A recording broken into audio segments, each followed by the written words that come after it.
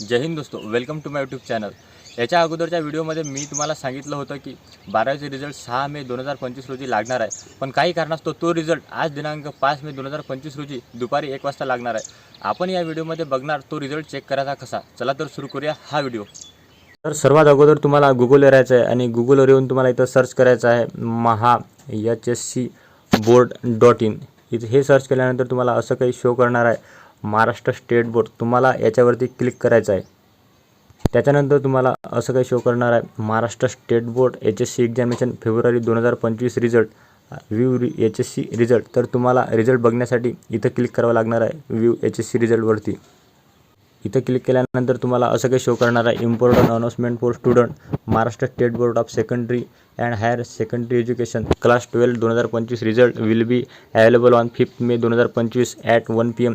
Best of luck to all student. आणि इथं तुम्हाला काउंटडाऊन टायमर शो करणार आहे 1 वाजेपर्यंत। जसा 1 वाजेल तसा तुम्हाला इथं एक नवीन विंडो शो करणार आहे, ज्यामध्ये तुम्ही तुमचा रोल नंबर आणि तुमच्या आईचं नाव टाकून तुमचा रिझल्ट बघू शकता।